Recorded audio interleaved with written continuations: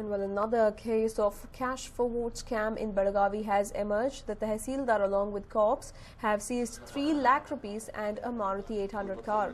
The car was heading towards Belagavi from Goa when it was seized. 4 people have also been taken into custody.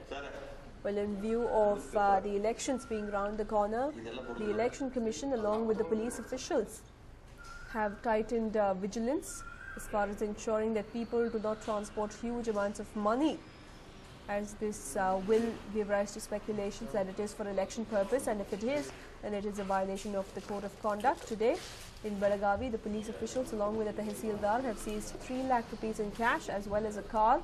The cash was being transported in this car, and 4 of the accused have been taken into custody as well.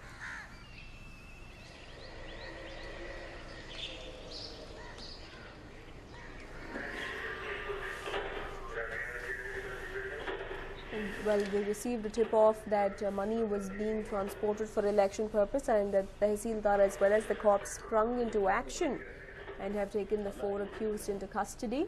Also 3 lakh rupees have been seized and the car has been seized as well. And while hopping from one political party to another is a common feature during the run-up to elections, Rakshita of JDS is no exception, as she is the latest addition to the star list of BJP. She will be joining the party today in the presence of Anand Kumar and R. Ashok. But sources in the party suggest that she was not being offered a ticket to contest the Lok Sabha elections. Earlier, Rakshita said that JDS leaders convinced her to remain in the party, but she refused, as she felt let down by the party that had promised her a seat from Mandya Lok Sabha constituency. Rakshita also clarified that she was not joining the party with any expectations and that she would campaign for the party candidates.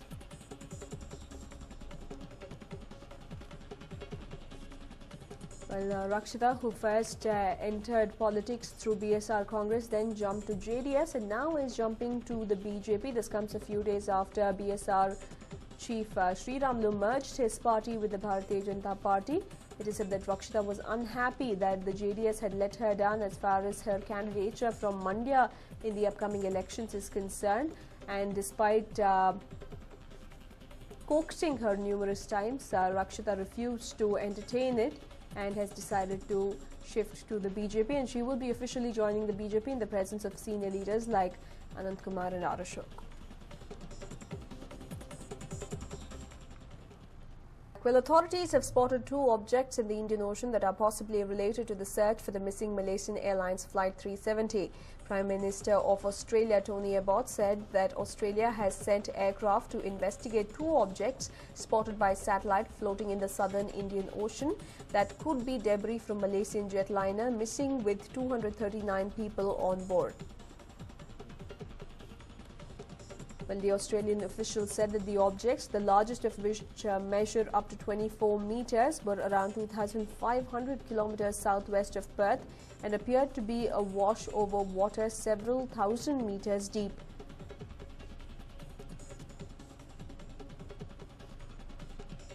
Well, in fact, another official in Malaysia said that investigators were hopeful but cautious about the Australian discovery. No confirmed wreckage from Australian Airlines flight MH370 has been found since it vanished from air traffic control screens off Malaysia's east coast early on the 8th of March, less than an hour after it took off from Kuala Lumpur to Beijing. But now, with Australia's latest revelation, it could give rise to a whole new angle as far as search operations are concerned.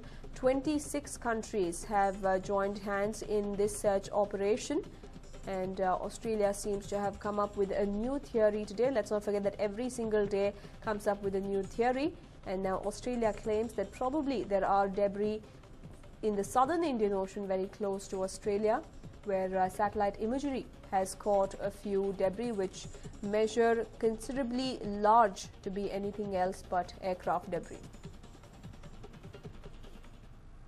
I would like to inform the House that new and credible information has come to light in relation to the search for Malaysia Airlines flight MH370 in the southern Indian Ocean.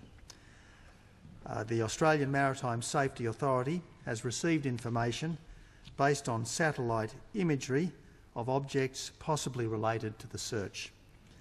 Following specialist analysis of this satellite imagery, 2 possible objects related to the search have been identified. I can inform the House that a Royal Australian Air Force Orion has been diverted to attempt to locate the objects. This Orion is expected to arrive in the area at about this time. 3 more aircraft will follow this Orion. They are tasked for more intensive follow-up search. I've spoken to my Malaysian counterpart, Prime Minister Najib Razak, and informed him of these developments. I should tell the House, and we must keep this in mind, the task of locating these objects will be extremely difficult, and it may turn out that they are not related to the search for flight MH370. Thank you. Well, imagine sitting in your hall, watching TV or sipping a cup of coffee and having to bear with foul smell constantly surrounding your home. Well, this is exactly what a few residents in Kasturi Nagar are going through. Here's a report. This is the second main road in Kasturi Nagar. The stormwater drain built adjacent to a park in the locality is giving the residents sleepless nights and troublesome days. Take a look at the so-called stormwater drain built several years ago. Due to lack of maintenance, the drain is in a pathetic state. Instead of serving the purpose of a stormwater drain, it has now become a breeding ground for mosquitoes. The main reason for this is the large amount of garbage which is being dumped at one end of the drain, blocking the flow of water. Even chicken and mutton shops in the surrounding areas dump all the meat waste into this drain, adding to the odour and blockade. This drain, which has been stagnant for years now, makes walking around this area quite a task due to the foul smell. Then just imagine having to live in this locality. Placed this stormwater drainage has completely blocked and nobody is attending here. We have brought to the notice of the Welfare Association, even to the BBMP, and we have even been to the Dayanand, who is the corporator here, and nobody is attending, and all the worst things that will be dropped here will be dropped surrounding here, and we can't live here. Lot of smell, lot of this thing. So many officials have come here and nobody is taking action. Since 3-4 years we are suffering here. The residents allege that this condition has been prevalent for years now and the concerned authorities have neglected the matter. Several complaints made to the Welfare Association, Corporator Dayanand and even MLA Raghu have yielded no results. Main problem is, actually this is a big stormwater drain, supposed to carry rainwater.